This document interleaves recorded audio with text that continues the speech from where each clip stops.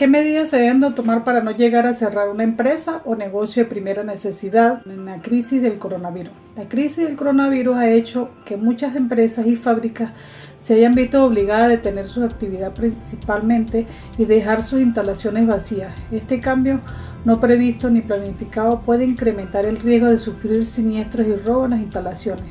Se han redactado una serie de recomendaciones generales para minimizar los riesgos de las empresas que se deben aplicar adaptándolas al tamaño de las mismas, así como su actividad y sector. Las medidas que tomen las empresas para evitar el esparcimiento del COVID-19 resultan de vital importancia, más teniendo en cuenta que ahora sabemos que los espacios cerrados son los más peligrosos a la hora de hablar del contagio. Como primer punto, tenemos que todas las empresas deben de tener a la hora de establecer medidas contra el COVID la capacitación del personal. No sirve de mucho si se hacen protocolos escritos si no se explica o informa contra el enemigo que estamos luchando. Es fundamental esta capacitación a través de una charla presencial con distanciamiento social o virtual por cualquier plataforma de videoconferencia, en la cual un médico, un enfermero, personal de la empresa o fábrica capacitado brinda los principales consejos que todos deben conocer sobre esta enfermedad. Lo más importante a dejar en claro son las formas de contagio, los síntomas que se pueden llegar a manifestar, precisar que los asintomáticos pueden contagiar y hacer hincapié en los contagios que se dan en lugares cerrados.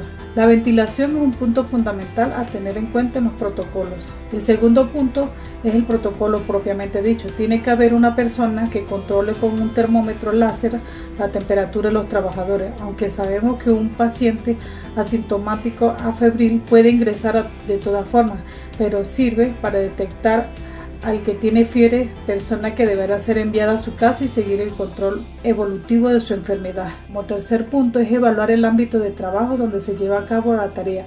Puede ser un ambiente cerrado que no tenga ventanas, por ejemplo, o uno que tenga ventanas con posibilidad de ventilación natural. Y además hay que considerar la época del año por el factor climático y de las épocas de mucho frío.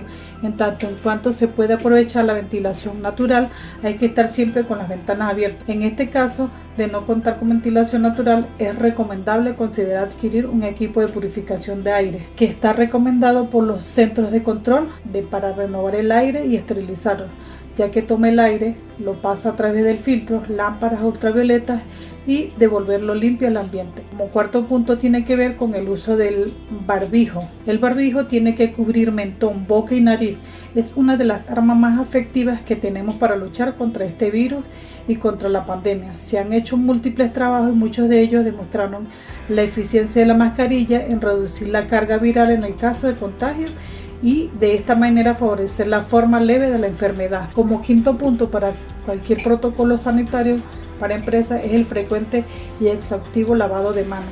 Si bien sabemos que el contagio desde la superficie es muy bajo o prácticamente nulo, igualmente es importante insistir en el lavado suficiente de manos, que reduce el contagio de cualquier enfermedad infecciosa. La distancia social de los 2 metros entre los trabajadores es esencial, que es una de las formas de contagio, que es el directo a través de las microgotas de Fluke, la emisión de estas pequeñas partículas de saliva que contienen al virus y uno emite cuando habla. Estas microgotas, que son más grandes que los aerosoles, tienen una trayectoria balística, es decir, que el contagio es directo al ir al de la boca a la persona que está hablando o simplemente respirando a aquella que está enfrente a menos de 1,50 metros.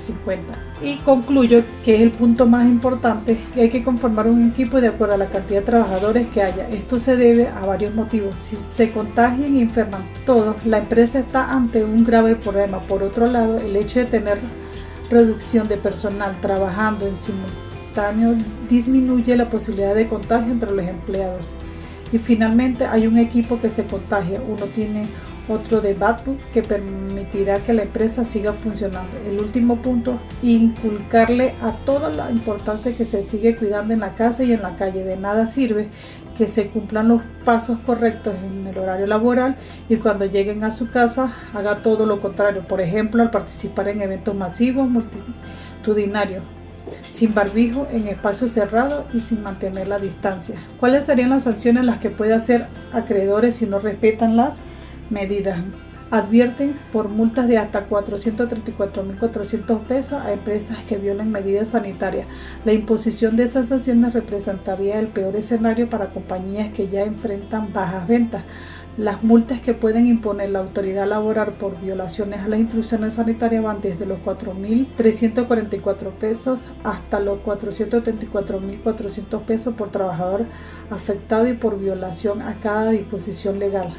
Al inspeccionar empresas y no cumplan con los requisitos, en este caso la multa podría ascender a 1.390.080 pesos.